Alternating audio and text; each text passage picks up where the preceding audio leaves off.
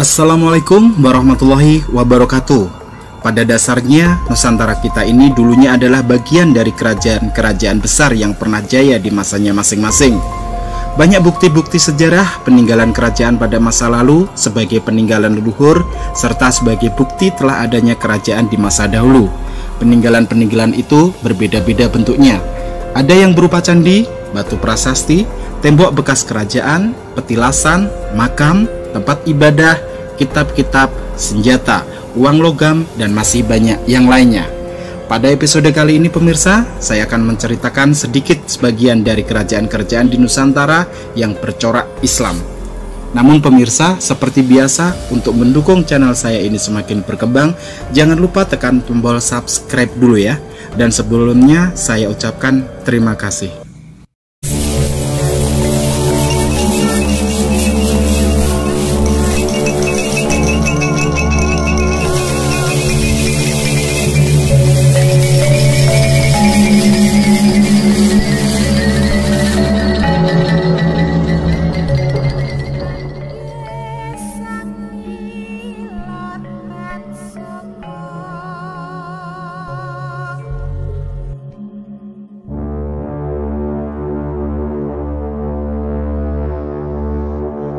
Kerajaan Perlak Aceh.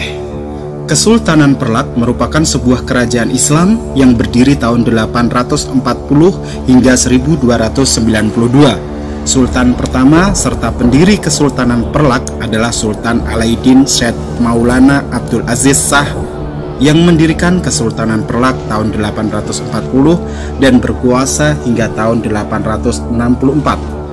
Kesultanan ini tercatat masuk dalam berbagai catatan Cina dan juga catatan dari seorang pengembara terkenal, Marco Polo, yang dimana tertulis bahwa ia pernah singgah ke negeri bernama Farlek atau Perlak yang penduduknya sudah menganut ajaran Islam.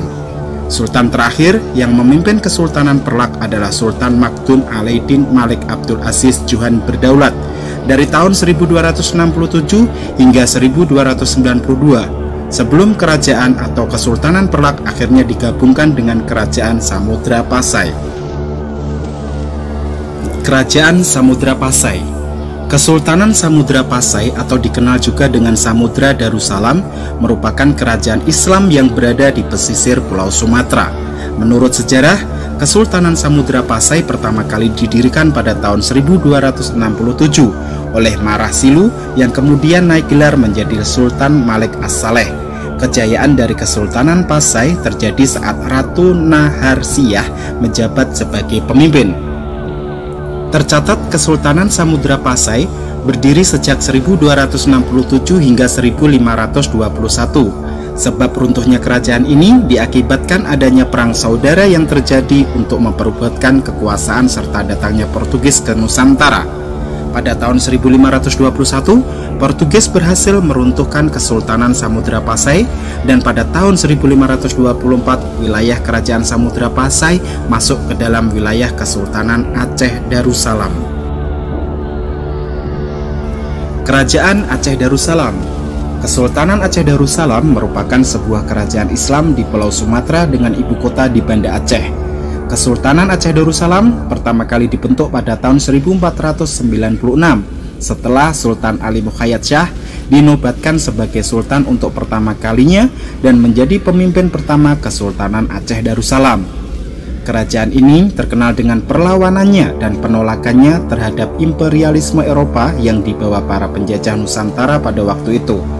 Dalam sejarah panjangnya, kerajaan ini sudah mengalami beberapa kali pergantian pemimpin atau sultan sejak Sultan Ali Mukhayat Shah, dan pemimpin terakhir Kesultanan Aceh Darussalam adalah Sultan Alaiddin Muhammad Daud Shah, yang dimana pada masa kepemimpinannya Kesultanan Aceh Darussalam harus terpaksa menyerahkan diri kepada pihak penjajah Belanda pada waktu itu, yaitu pada tahun 1903.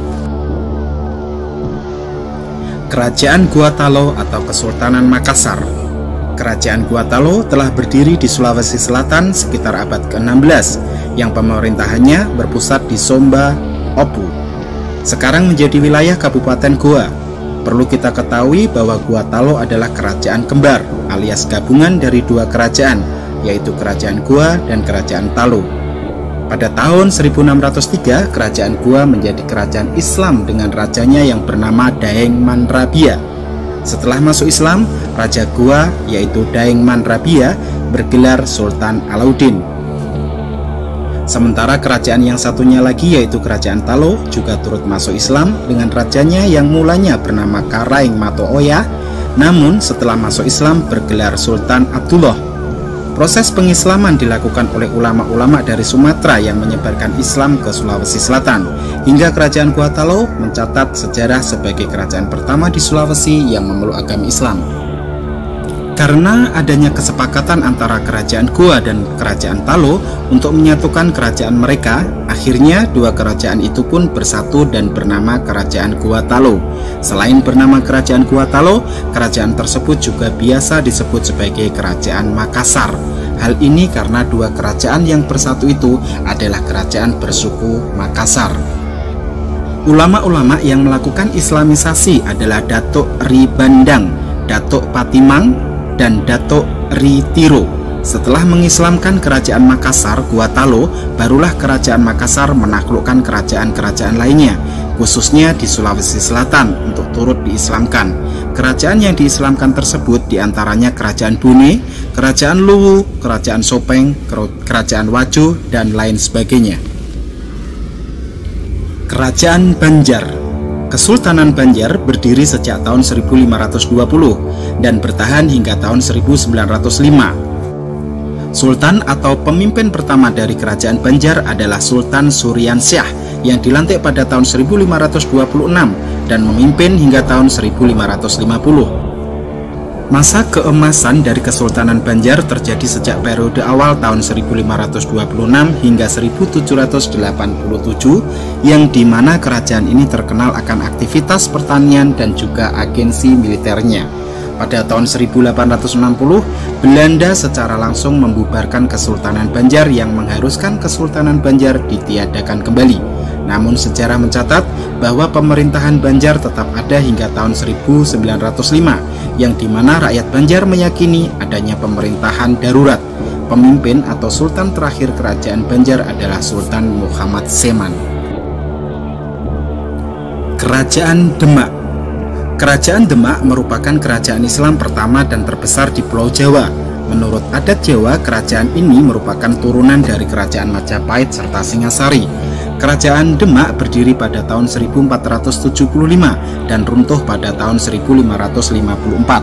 Tergolong singkat, namun kerajaan Demak memberikan dampak yang begitu besar pada masanya. Salah satunya adalah penyebaran agama Islam di Pulau Jawa. Kerajaan ini tercatat memiliki 5 raja yang pernah berkuasa, yaitu Raden Patah, Pati Unus, Sultan Trenggono, Sunan Prawoto, dan Arya Penangsang. Pada masa kejayaannya, kerajaan ini menjadi kerajaan yang tak tersaingi di Pulau Jawa khususnya. Akhir dari kerajaan Demak ditandai dengan tewasnya raja mereka yaitu Arya Penangsang di tangan Sutowijoyo, anak angkat dari Joko Tingkir atau Sultan Hadiwijaya, yang sebelumnya melancarkan pemberontakan. Pemberontakan tersebut didasarkan atas perebutan kekuasaan yang akhirnya dimenangkan oleh Joko Tingkir atau Sultan Hadiwijaya, yang kemudian memindahkan kerajaan Demak ke Pajang. Kerajaan Pajang. Kerajaan Pajang merupakan kerajaan yang berpusat di Jawa, khususnya di Jawa Tengah, dengan raja pertama yang berkuasa yaitu Sultan Hadiwijaya atau Joko Tingkir. Kerajaan ini pertama kali berdiri pada tahun 1548 setelah Hadiwijaya berhasil mengalahkan Arya Penangsang.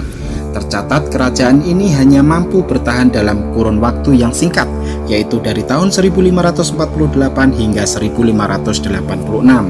Masa kejayaannya yang hanya sebentar, kerajaan Pajang memiliki 3 raja yang pernah berkuasa, yaitu Sultan Hadiwijaya atau Joko Tingkir sebagai pendiri serta raja pertama, kemudian dilanjutkan oleh Arya Pangiri, dan yang terakhir kekuasaannya diisi oleh Pangeran Benowo atau Prabu Wijaya. Setelah sepeninggal Pangeran Benowo, tidak ada penerus tahta kerajaan yang membuat kerajaan Pajang mengalami kekosongan kekuasaan, dan akhirnya digabungkan dengan Mataram Islam di bawah kepemimpinan Sutowijoyo. Kerajaan Mataram Islam. Berdirinya kerajaan Mataram Islam bermula dari keberhasilan Danang Sutowijoyo dalam pertempuran mengalahkan Arya Penangsang dari kerajaan Jipang. Atas keberhasilannya tersebut, Sutowijoyo kemudian mendapatkan hadiah hutan Mentao dari Sultan Hadiwijaya. Sebelum diberikan ke Sutowijoyo, hutan Mentao awalnya dipimpin oleh ayah Sutowijoyo, yakni Ki Ageng Pemanahan.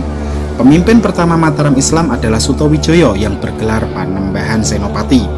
Pemimpin yang paling terkenal dari Mataram Islam adalah Sultan Agung, yang dimana bukan hanya terkenal karena kepemimpinannya, namun juga karena karya dan penemuannya, yang diantaranya adalah menggabungkan tahun Masehi dengan tahun Saka. Masa kejayaan Kesultanan Mataram terjadi di bawah kepemimpinan Sultan Agung. Mataram Islam sendiri mulai mengalami kemunduran sejak masa kepemimpinan Amangkurat I, dan akhir masa kerajaan Mataram Islam terjadi saat kepemimpinan Amangkurat II. Kerajaan Tidore. Kesultanan Tidore merupakan salah satu kerajaan Islam di tanah Maluku. Kesultanan Tidore berdiri sejak tahun 1081 oleh Muhammad Nakhil yang dinobatkan sebagai sultan pertama kerajaan Tidore. Kesultanan Tidore mengalami masa kejayaan sejak abad ke-16 hingga abad ke-18, yang dimana tercatat sudah puluhan kali pergantian kepemimpinan di kerajaan ini. Masa kejayaan Kesultanan Tidore mulai goyah sejak diadu domba oleh pihak imperialisme barat yang datang ke Nusantara dengan Kesultanan Ternate. Kerajaan Cirebon. Kerajaan Cirebon atau Kesultanan Cirebon adalah kesultanan Islam yang cukup besar di Jawa Barat pada abad ke-15 dan ke-16 Masehi. Kesultanan Cirebon pertama kali didirikan pada tahun 1430, dan penguasa atau sultan pertama yang menjabat di kerajaan ini adalah Raden Walang Sungsang atau Pangeran Cakrabuana, anak dari Prabu Siliwangi, Raja Kerajaan Pajajaran, sebagai Sultan Cirebon I, dan menjabat dari tahun 1430 sampai 1479. Kemudian pada tahun 1479, Sultan Cirebon I menyerahkan jabatan dan kekuasaannya kepada Sunan Gunung Jati, yang tidak lain adalah keponakannya sendiri, anak dari adiknya Raden Walang Sungsang, yaitu Nyai Roro Santang, dan menjabat sebagai Sultan Cirebon II. Sultan atau penguasa kerajaan Cirebon selanjutnya adalah Sultan Abdul Khorim, yang merupakan penguasa Kesultanan Cirebon terakhir sebelum terbagi menjadi dua, yaitu Kesultanan Kasepuhan dan Kesultanan Kanoman. Kerajaan Banten. Kesultanan Banten atau Kerajaan Banten merupakan kerajaan Islam di Pulau Jawa, tepatnya di Pasundan, Banten pada tahun 1526. Pendiri Kesultanan Banten adalah Sunan Gunung Jati. Sultan pertama yang memimpin kerajaan ini adalah putranya, yaitu Sultan Maulana Hasanuddin, dan pemimpin terakhir dari Kesultanan Banten sebelum dipaksa bubar oleh kolonial Inggris adalah Sultan Maulana Muhammad Saifuddin. Raja atau sultan yang paling terkenal di Kesultanan Banten adalah Sultan Agung Tirtoyoso, yang dimana masa kejayaan Kesultanan Banten terjadi di masa kepemimpinannya. Kerapuhan dan akhir dari Kesultanan Banten terjadi akibat banyak faktor. Salah satunya adalah adanya perang saudara yang terjadi di kerajaan, di mana Sultan Haji, anak dari Sultan Ageng Tirtayasa, berusaha untuk mendapatkan kekuasaan dari tangan sang ayah. Dari kejadian tersebut akhirnya berimbas pada pembubaran Kesultanan Banten pada tahun 1813 oleh pemerintah Inggris yang sedang berkuasa di Indonesia. Kerajaan Malaka. Kesultanan Malaka merupakan sebuah kerajaan Islam Melayu yang berdiri di tanah Malaka. Kerajaan ini pertama kali dibentuk dan didirikan oleh Parameswara pada tahun 1405. Kerajaan ini tercatat memiliki hubungan baik dengan Cina, yang dimana tercatat sudah banyak hubungan yang dilakukan oleh kedua belah pihak. Kerajaan Malaka terkenal sebagai penguasa jalur pelayaran dan perdagangan di Selat Malaka sekitar abad ke-15. Runtuhnya Kesultanan Malaka akibat dari invasi Portugis pada tahun 1511, dan peristiwa tersebut menjadi salah satu awal mula invasi militer Eropa ke Nusantara. Kerajaan Buton. Sebelum menjadi kerajaan bercorak Islam, pemerintahan di Buton diduga kuat dipengaruhi oleh ajaran Hindu dan Buddha. Diperkirakan ajaran Hindu-Buddha di Buton berasal dari kerajaan Majapahit. Hal itu diperkuat oleh keterangan di Kitab Negara Kertagama karangan Empu Prapanca yang menyebutkan istilah Butuni untuk menjelaskan Pulau Buton yang ketika itu menjadi salah satu wilayah taklukan Gajah Mada. Kerajaan Buton beralih menjadi kesultanan sejak masa pemerintahan Raja ke-6, yakni Lakilaponto atau Raja Murhum tahun 1491 sampai 1537. Ada beberapa pendapat mengenai masuk dan berkembangnya agama Islam di Buton. Pertama, pendapat yang mengatakan penyebaran agama Islam di Buton dilakukan oleh Kesultanan Buni di Sulawesi Selatan. Pendapat yang kedua mengatakan ajaran Islam masuk ke Buton dibawa oleh ulama dari Timur Tengah bernama Sayyid Jamaluddin Al-Kubro pada tahun 1412, kemudian dilanjutkan oleh Syekh Abdul Wahid bin Syarif Sulaiman Al-Fatani, berasal dari Johor yang berhasil mengislamkan Raja Marhum. Ketiga, pendapat yang mengatakan ajaran Islam di Buton berasal dari Kesultanan Ternate yang dibawa oleh Sultan Zainal Abidin. Kerajaan Pagaruyung. Pengaruh Islam di Pagaruyung berkembang kira-kira pada abad ke-16, yaitu melalui para musafir dan guru agama yang singgah atau datang dari Aceh dan Malaka. Salah satu murid ulama Aceh yang terkenal, Syekh Abdurrauf Singkil atau Tengku Syiah Kuala, yaitu Syekh Burhanuddin Ulakan, ialah ulama yang dianggap pertama-tama menyebarkan agama Islam di Pagaruyung. Pada abad ke-17, kerajaan Pagaruyung akhirnya berubah menjadi Kesultanan Islam.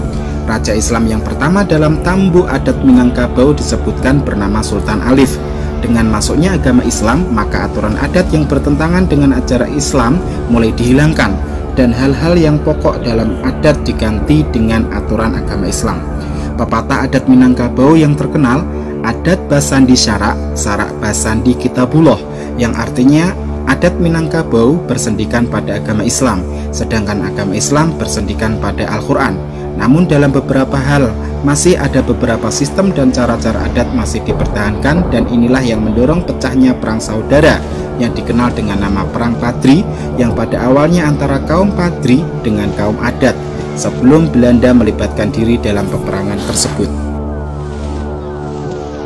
Kerajaan Kesultanan Pontianak. Kesultanan Pontianak adalah sebuah kesultanan Melayu yang didirikan pada tahun 1771 oleh Sultan Syarif Abdurrahman Al-Qadri, keturunan Rasulullah dari Imam Ali Ar-Ridho di daerah Muara Sungai Kapuas, yang termasuk kawasan yang diserahkan Sultan Banten kepada VOC Belanda. Sultan Syarif Abdurrahman Al-Qadri melakukan dua pernikahan politik di Kalimantan. Pertama dengan putri dari Kerajaan Mempawah, dan kedua dengan putri dari Kesultanan Banjar, Ratu Syarif Abdul Rahman, putri dari Sultan Tamjidillah I, sehingga ia dianugerahi gelar pangeran. Setelah mereka mendapatkan tempat di Pontianak, kemudian mendirikan Istana Qadriyah dan mendapatkan pengesahan sebagai Sultan Pontianak dari Belanda pada tahun 1779. Kesultanan Ternate. Kesultanan Ternate merupakan salah satu kerajaan Islam terbesar yang ada di tanah Maluku. Kesultanan Ternate pertama kali berdiri pada tahun 1257 dan didirikan oleh Bab Masyur Malamo. Sejak awal berdirinya kerajaan ini telah banyak berpengaruh di kawasan timur Nusantara. Masa kejayaan Kesultanan Ternate terjadi sekitar abad ke-16, di mana kerajaan ini memiliki kekayaan hasil dari rempah-rempah dan juga kekuatan pasukan militernya. Demikianlah pemirsa, sebagian kecil kerajaan-kerajaan di Nusantara yang bercorak Islam. Apabila ada kesalahan sebagai manusia biasa, saya mohon maaf yang sebesar-besarnya. Akhirul kalam, wassalamualaikum warahmatullahi taala wabarakatuh.